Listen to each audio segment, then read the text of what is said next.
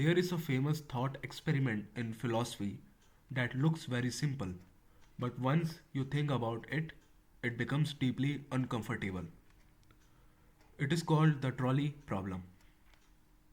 This problem does not test intelligence, it tests morality. It forces you to choose between two bad outcomes and ask, what is the right thing to do when every option causes harm? Imagine the situation: a trolley, like a train, is moving on the track. The brakes have failed. It cannot stop. Ahead on the track, five people are tied down. You can see in the reference image. You are standing next to the lever which changes the track. If you pull the lever, the trolley will switch to another track. But on the other track, one person is tied down. Here you can see. So the question is simple: do you do nothing and let five people die? Or do you pull the lever and cause one person to die? Pause here. Let let it decide what to do. At first glance, many people say save 5, one life is less than 5.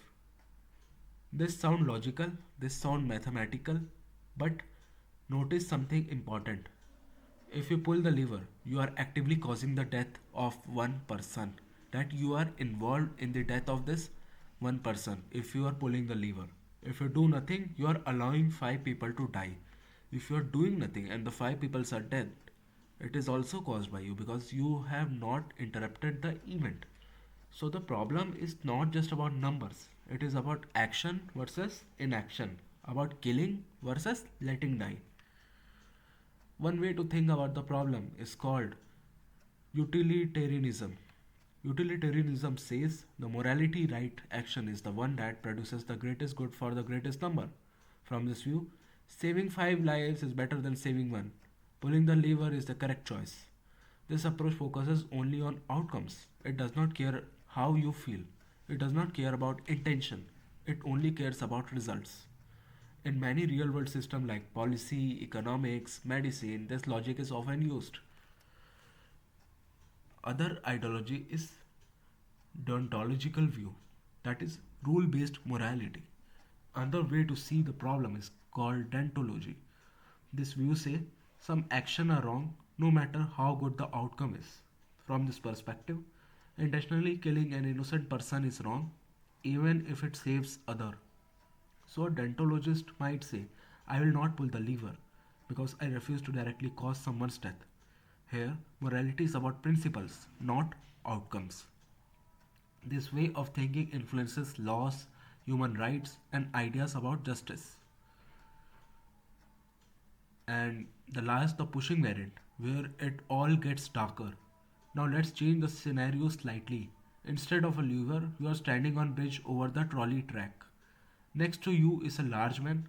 If you push him off the bridge, his body will stop the trolley.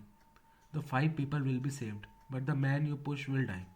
Now ask yourself honestly, would you push him? Most people say no, but logically the outcome is the same. One dies, five live.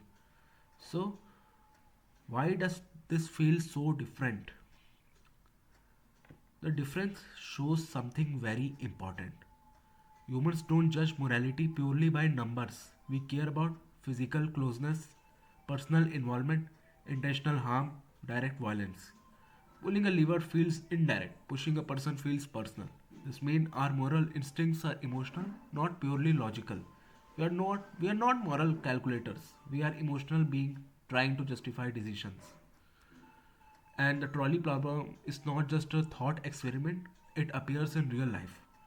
Doctor choosing which patient gets limited treatment. Government decides lockdown or policies that harm some to save many. Self-driving cars choosing between passengers and pedestrians. Military decisions involving civilian casualties. Philosophy does not give a final answer to the problem. Some people choose the lever, some people refuse to act, some people changing their mind depending on the version. That's the point. The problem shows morality is complex. Good intention can cause harm. Doing nothing is also a choice. And sometimes there is no clean answer. So the real question is not what is the correct answer. The real question is what does your answer say about you? About you see how the responsibility is going on, about how you see harm, about how you see the human life. The trolley problem does not test what is right, it reveals how you think.